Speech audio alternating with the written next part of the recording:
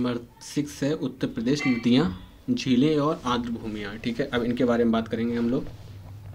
ठीक है,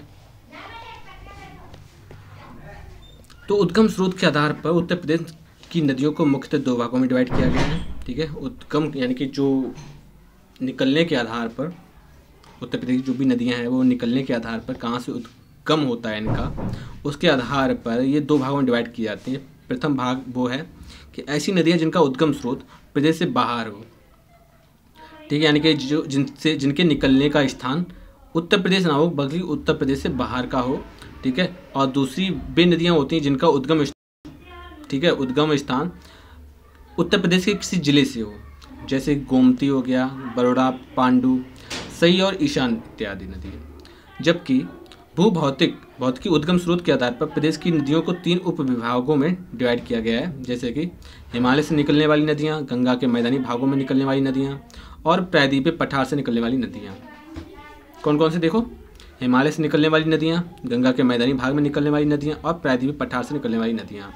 ये 3 नदियाँ। ठीक है, इस तरह से जो भी नदियाँ निकलती हैं उनको 3 भागों में डिवाइड, हिमालय से निकलने वाली नदियाँ, गंगा के मैदानी भाग से निकलने वाली नदियाँ और प्रायद्वीपीय पठार से निकलने वाली नदियाँ। ठीक है, अब उत्तर प्रदेश के नदी तंत्र के बारे में बात करते हैं, जैसे कि आप देख पा रहे हैं। ठीक है, आपको ये कुछ नदियों का जाल दिख रहा है। ठीक है, मकड़ी का जाल समझ लो। ठीक है, तो ये है गंगा नदी। ठीक है, ये है गंगा नदी। ठीक है, अब गंगा नदी देखो, ये जो एरिया है, ये एरिया, ठीक है, ये है दायां, जबकि ये जो एरिया है ये है बायां, इसको बायां बोलेंगे हम लोग। ठीक है, ध्यान रखना आप लोग बिल्कुल भी कंफ्यूज ना हो।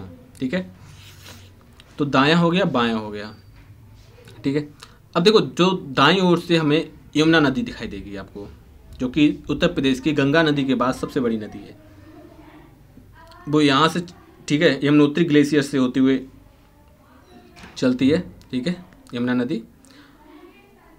और यमुना नदी के साथ में, जैसे कि जब यमुना नदी आगे बढ़ती है और प्रयागराज संगम में ये लोग आपस में मिलते हैं। ठीक है, तो यमुना नदी के साथ यमुना नदी की सहायक नदियाँ भी होती हैं जो यमुना नदी को और बड़ा बनाती हैं।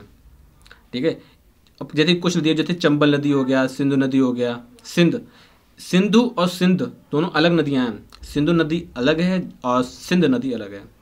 बेतवा नदी, केन नदी और टोंस नदी। ठीक है, फिर से सुनो, चंबल नदी, सिंध नदी, बेतवा नदी, केन नदी और टोंस नदी। ठीक है, ये जो कुछ नदियां हैं ये क्या करती हैं, ये यमुना नदी। ठीक है,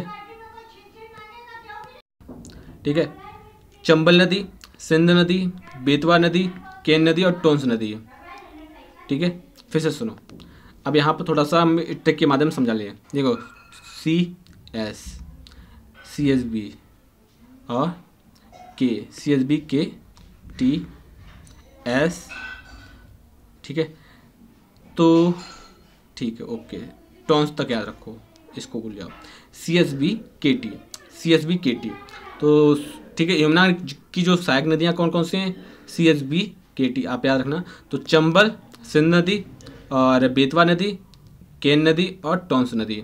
तो ये टोटल नदियाँ जो यमुना की सहायक नदियाँ हैं, ये सभी क्या होती हैं, ये सभी यमुना नदी में मिल जाती हैं और आगे जाके यमुना, ठीक है, यमुना गंगा में मिल जाती है। ठीक है, तो ये होगी दाईं छोर की नदियाँ। ठीक है, अब बाईं छोर की नदियों की बात देख लेते हैं। गंगा से रामगंगा हो गया। ठीक है, और रामगंगा, गोमती नदी जो कि लखनऊ है। ठीक, लखनऊ गोमती नदी किनारे बसा हुआ है। शारदा नदी और घाघर नदी, राप्ती नदी और नारायणी नदी, ये सभी गंगा नदी में मिल जाती हैं। ठीक है, अब रेहंद नदी और सोन नदी के बारे में बात करते हैं। अब और भी जो नदियां उनके बारे में बात करेंगे, लेकिन देखो आपसे क्वेश्चन कैसे बनेगा, क्वेश्चन ऐसे बनेगा कि बताइए कि दाईं ओर से कौन सी नदी, इनमें 4 ऑप्शन दिए जाएंगे, पूछा जाएगा बताएगी इनमें से कौन सी नदी गंगा के दाईं ओर से मिलती है, या इनमें से कौन सी नदी यमुना की सहायक नदी है। ठीक है, तो आपको पता है कि, ठीक है, चंबल नदी, सिंध नदी, बेतवा नदी, केन नदी और टोंस नदी, ये सभी यमुना की सहायक नदियाँ हैं जो यमुना में मिल जाने के बाद, ठीक है, इलाहाबाद जो कि प्रयागराज संगम पर गंगा में मिल जाती हैं। ठीक है, अब बाईं ओर की बात की जाए तो गंगा में रामगंगा मिल जाती है, गोमती नदी मिल जाती है, शारदा नदी मिल जाती है, घाघर नदी मिल जाती है, राप्ती नदी मिल जाती है, ठीक है, और नारायणी नदी गंगा में मिल जाती है। अब थोड़ा थ्योरेटिकल में टर्म देख लेते हैं। उत्तर प्रदेश से प्रभावित होने वाली सबसे लंबी नदी गंगा नदी है, जो कि 1100 किलोमीटर तक उत्तर प्रदेश में बहती है। गंगा नदी का उद्गम स्रोत गोमुख गंगोत्री हिमनद से है। गंगा नदी उत्तर प्रदेश में बिजनौर जिले में प्रवेश करती है तथा विभिन्न जिलों से प्रभावित होते हुए बलिया जिले से निकलकर बिहार में प्रवेश करती है, ठीक है। फिर से सुनो, उत्तर प्रदेश से प्रभावित होने वाली सबसे लंबी नदी गंगा नदी है और कितना है 1100 किलोमीटर, ठीक है। गंगा नदी का उद्गम स्रोत गोमुख गंगोत्री हिमनद से है और गंगा नदी उत्तर प्रदेश में बिजनौर जिले से प्रवेश करती है तथा विभिन्न जिलों में से प्रभावित होते हुए बलिया जिले से निकलकर बिहार में प्रवेश करती है। गंगा की प्रमुख सहायक नदियों में बात की जाए तो रामगंगा हो गया, यमुना, घाघर, गंडक, कोसी, सोन, गोमती इत्यादि नदियाँ हैं। ये सभी गंगा की सहायक नदियाँ हैं। कौन कौन सी? रामगंगा, यमुना, घाघर, गंडक, कोसी, सोन और गोमती नदी है, ठीक है। कोसी नदी यमुना का बिहार का शोक बोली जाती है क्योंकि ये वहाँ पर बहुत ज़्यादा तबाही मचाती है, ठीक है। और रामगंगा, यमुना, ठीक है, रामगंगा वाराणसी में मिल, ठीक है, वाराणसी को रामगंगा में आप देख सकते हैं। यमुना नदी, ठीक है, घाघरा, गंडक, कोसी, सोन, गोमती। गंगा नदी के दाहिने, ठीक है, गंगा नदी के दाहिने की ओर बात की जा रही है तो यमुना होगी, टोंस होगी, सोन, चंद्रप्रभा, कर्मनाशा आदि नदियाँ प्रमुख हैं, ठीक है। चंद्रप्रभा और कर्मनाशा ये भी दाईं तरफ ही है। जबकि बाईं ओर से मिलने वाली नदियों में रामगंगा, घाघरा, गोमती, गंडक, कोसी एवं बागमती आदि हैं। गंगा नदी को प्रयागराज से हल्दिया तक, गंगा नदी को प्रयागराज से हल्दिया तक के बारे में बात की जाए, ठीक है, गंगा नदी को प्रयागराज से हल्दिया तक राष्ट्रीय जलमार्ग NH1 के रूप में जाना जाता है, ठीक है।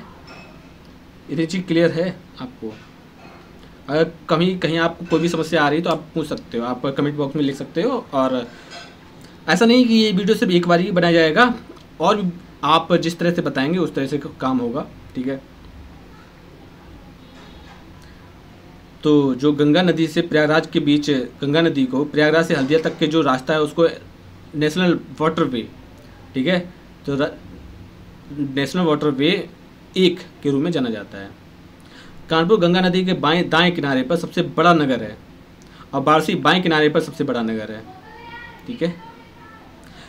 यमुना नदी का उद्गम स्रोत, यमुना नदी का उद्गम स्रोत बंदरपुछ के यमुनोत्री हिमनस यानी उत्तरकाशी में स्थित है। गंगा के बाद यह उत्तर प्रदेश की दूसरी सबसे बड़ी लंबी नदी है।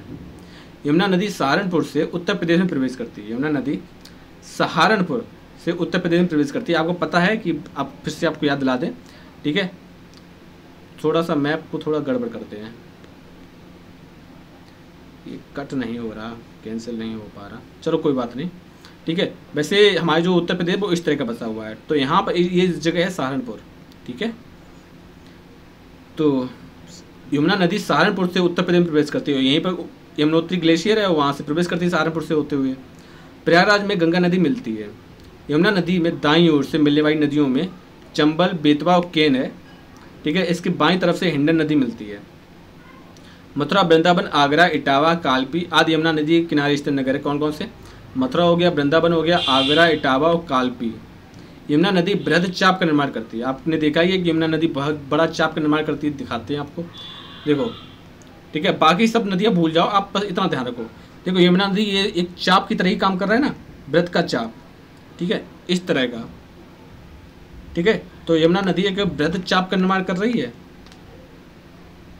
थोड़ा और मिला दो, पूरा बृहद बन जाएगा, ठीक है। तो बृहद चाप का निर्माण कौन सी नदी करती है? यमुना नदी। घाघरा नदी का उद्गम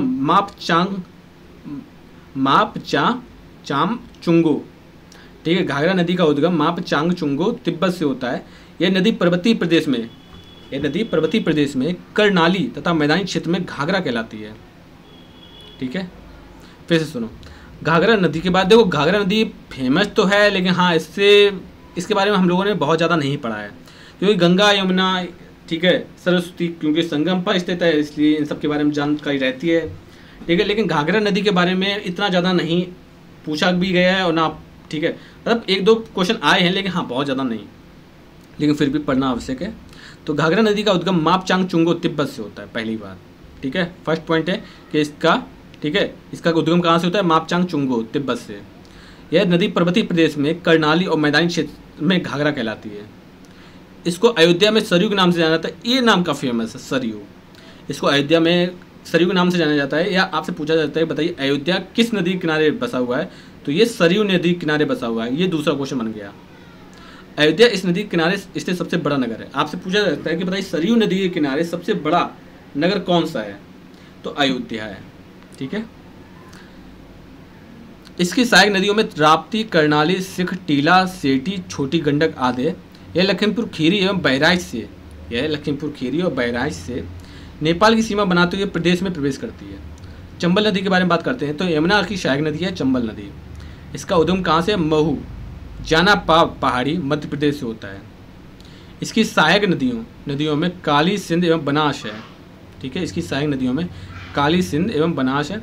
यह नदी अपनी अवनालिका अपर्दन के कारण बीहड़ों के निर्माण के लिए फेमस है।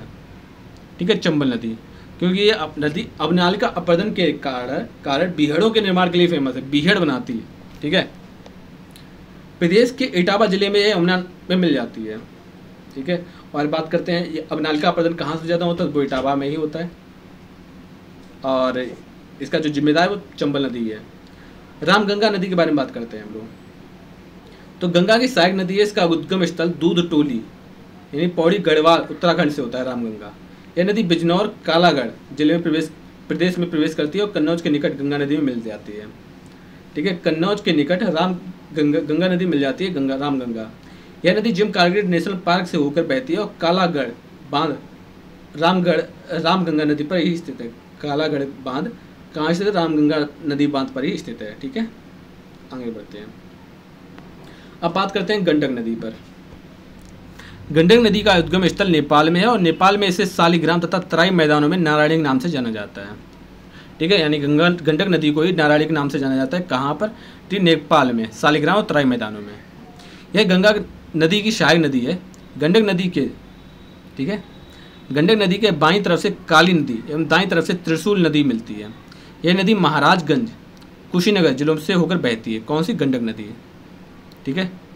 फिर से सुनो, गंडक नदी के बाईं तरफ से काली नदी और दाईं तरफ से त्रिशूल नदी, ठीक है, मिलती है। फिर से सुनो, गंडक नदी के बारे में बात हो रही है। गंडक नदी का उद्गम स्थल कहाँ है? नेपाल है, पहला क्वेश्चन। दूसरा क्वेश्चन है कि ये नारायणी नाम कहाँ पर इसका फेमस है, तो शालिग्राम और तराई मैदानों पर इसका नारायणी नाम फेमस है, दूसरा क्वेश्चन। तीसरा क्वेश्चन ये है कि गंडक नदी किन नदियों की सहायक नदी है, तो काली नदी और त्रिशूल नदी की सहायक नदी है। ये है तीसरा क्वेश्चन। ठीक है। चौथा क्वेश्चन ये है कि महाराजगंज एवं कुशीनगर जिले से होकर बहती है और बिहार की सीमा बनाती है। ठीक है। बिहार की सीमा गंडक नदी बनाती है। आपसे ये पूछ लिया जाएगा कि बताइए कि ऐसी कौन सी नदी जो बिहार की सीमा बनाती है, या स्टेटमेंट में आपसे पूछा जा सकता है कि गंडक नदी को शालिग्राम तथा तराई मैदान में नारायणी नाम से जाना जाता है और ये महाराजगंज एवं कुशीनगर जिले से होकर बहती हुई बिहार की सीमा बनाती है। अब उनमें पूछा जाएगा बताइए पहला ऑप्शन गलत है या पहला स्टेटमेंट गलत है, दूसरा स्टेटमेंट गलत है, या दोनों सही है या दोनों गलत है। ठीक है। तो उम्मीद है आप इसको कर लेंगे आसानी से। राप्ती नदी के बारे में बात करते हैं तो घाघरा की मुख्य सहायक नदी है राप्ती नदी। ठीक है। इसका उद्गम स्थल रुकुमकोट, ठीक है, रुकुमकोट धौलागिरी नेपाल है। इसकी मुख्य सहायक नदियों में रोहिणी है। ठीक है।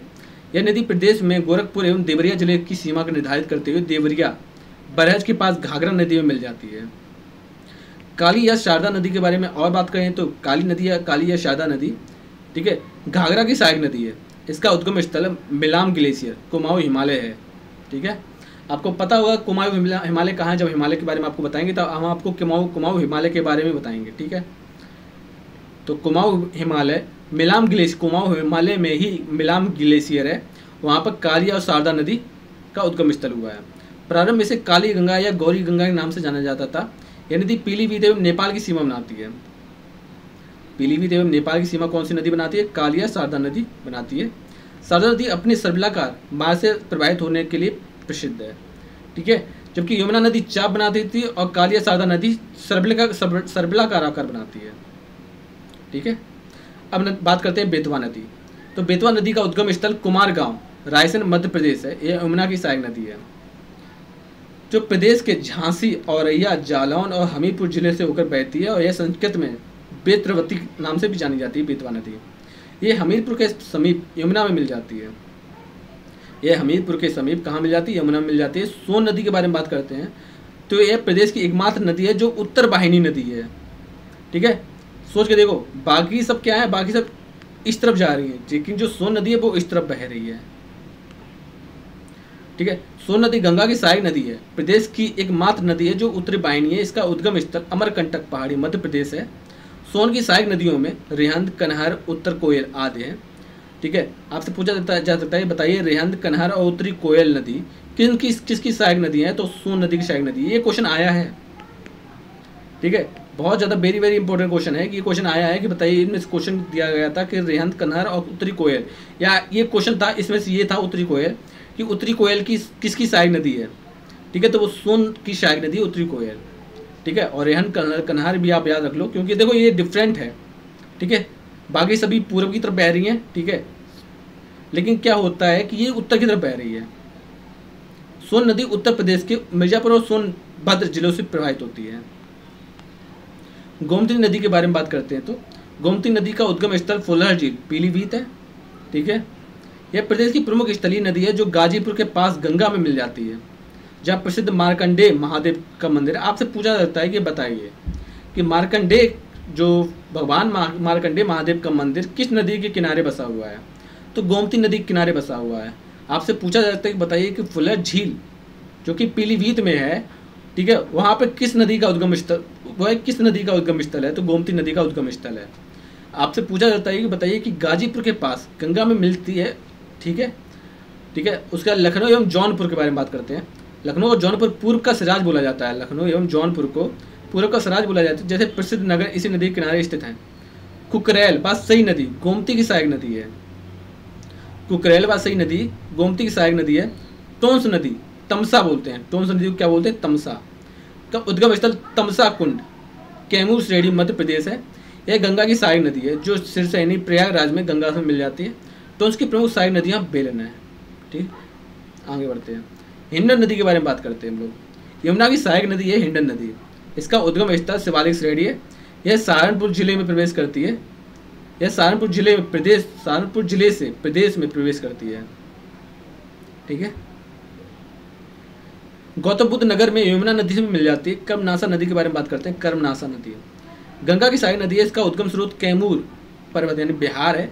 यह प्रदेश के मिर्जापुर के मैदानी भागों में बहती है और यह नदी बिहार एवं उत्तर प्रदेश की सीमा निर्धारित करती है। कर्मनासा नदी, ठीक है ना, उत्तर प्रदेश और बिहार की, ठीक है, कर्मनासा नदी उत्तर प्रदेश और बिहार की सीमा निर्धारित करती है। तो ये नदियाँ थी कुछ। अब आगे बात करते हैं नदियों के किनारे स्थित उत्तर प्रदेश के प्रमुख नगर की देखते हैं, जो कि बहुत ज़्यादा इंपॉर्टेंट है, बहुत ज़्यादा इंपॉर्टेंट है, वेरी वेरी इंपॉर्टेंट है। गंगा के बारे में बात करते हैं।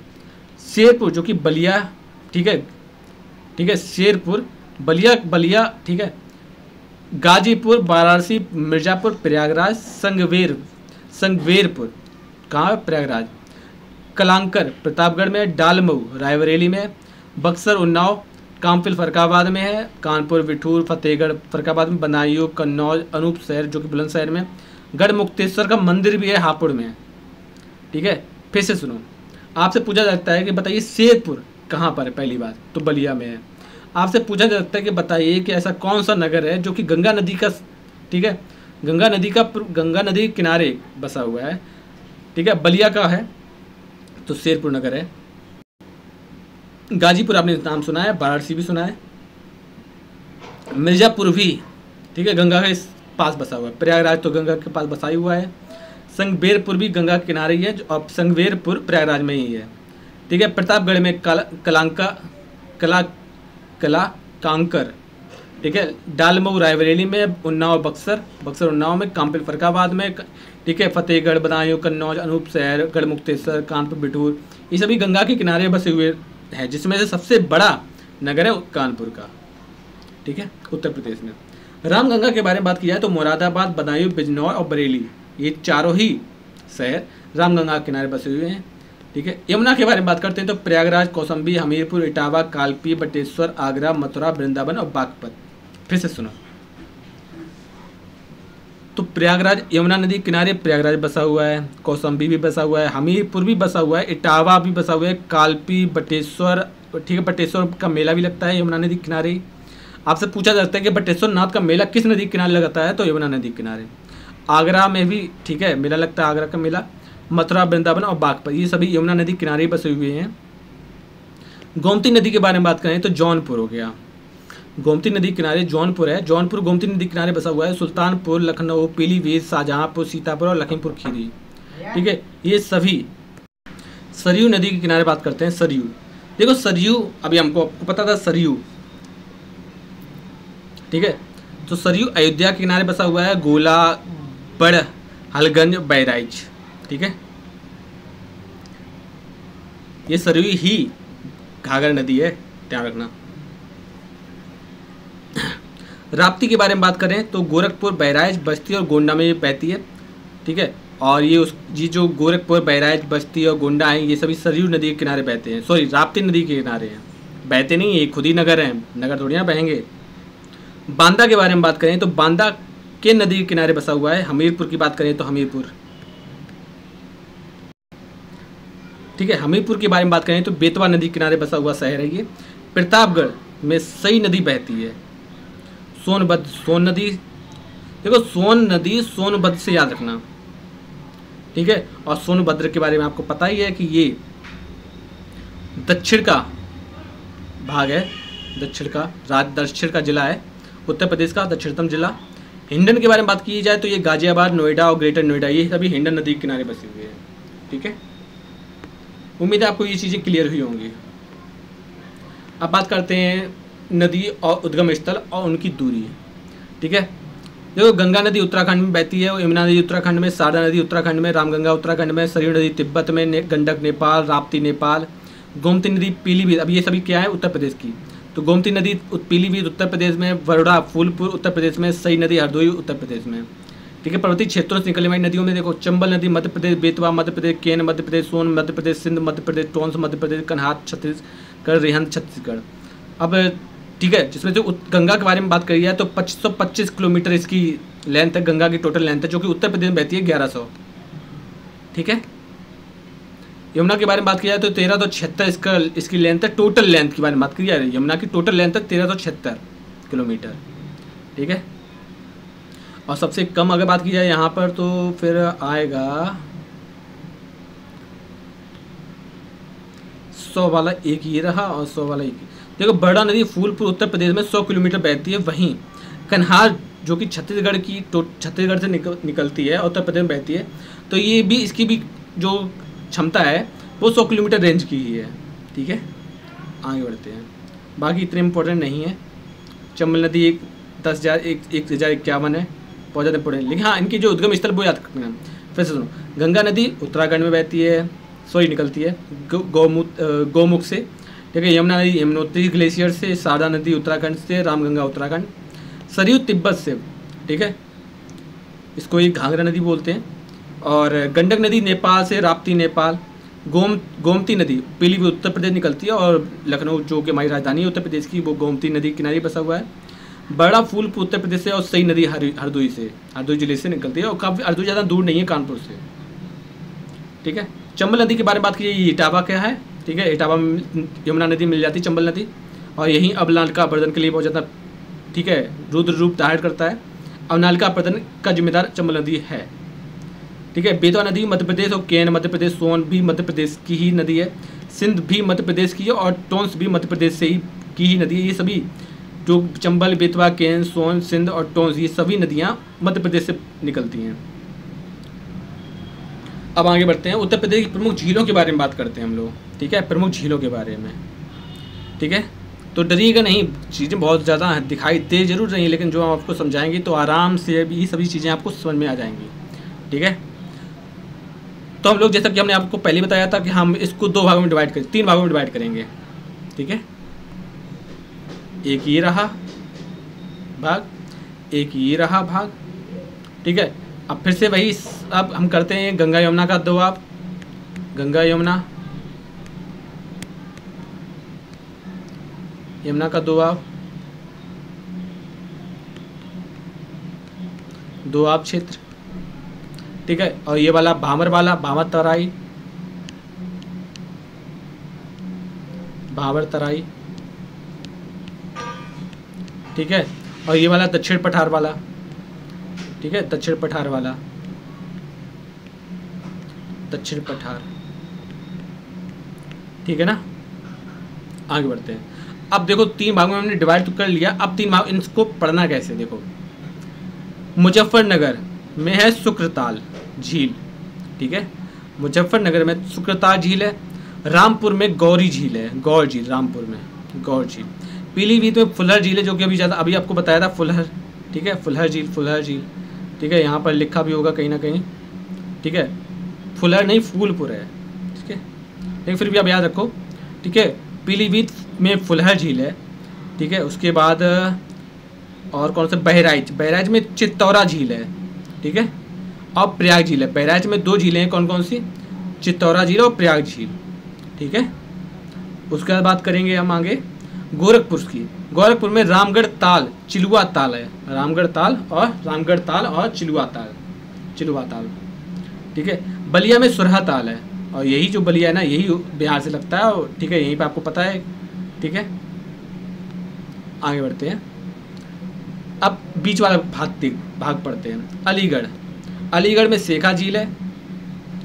शाहजहांपुर में बड़ताल गोखुर झील है, ठीक है। शाहजहांपुर गोखुर झील कहाँ है, शाहजहांपुर में। आपसे बार बार पूछा जाता है ये गोखुर वाला, ठीक है, बहुत ज़्यादा इंपॉर्टेंट है कि गोखुर झील कहाँ पे है। तो गोखुर झील शाहजहांपुर में बहती है, ठीक है, बहती क्या निकलती है। हरदोई में टाहर व बिजवान झील है, दाहर एवं बिजवाना झील, ठीक है। उसके बाद कहते हैं सीतापुर में हीराकुंड एवं चक्रकुंड है, ठीक है। हीराकुंड नहीं, सीताकुंड एवं चक्रकुंड कहाँ है, ठीक है, ये सब ये सीतापुर में। लखनऊ के बारे में बात की जाए तो करेला झील है, करेला झील कहाँ है, लखनऊ में, ठीक है। अयोध्या में दरवन झील है, ठीक है। सुल्तानपुर के बारे में बात की जाए तो राजा का बांध, भोजपुर और लौंदी ताल, राजा का बांध, भोजपुर और लौंदी ताल कहाँ पर है, ठीक है, सुल्तानपुर में, ठीक है। अब आगे बढ़ते हैं इधर साइड। कन्नौज में है देवरिया ताल, ठीक है। देवरिया ताल कहाँ है, कन्नौज में। कानपुर नगर में है मोती झील और बल्हापारा, ठीक है, बल्हापारा है, ठीक है। मोती झील सिर्फ कानपुर में नहीं, एक जगह और है जहाँ पर मोती झील में आपको देखने को मिलेगा। उन्नाव के बारे में बात की जाए तो नवाबगंज झील है उन्नाव में, ठीक है, नवाबगंज झील है उन्नाव में। रायबरेली में समस्तपुर झील, और यहाँ पर समस्तपुर पश्चिम बिहार भी है,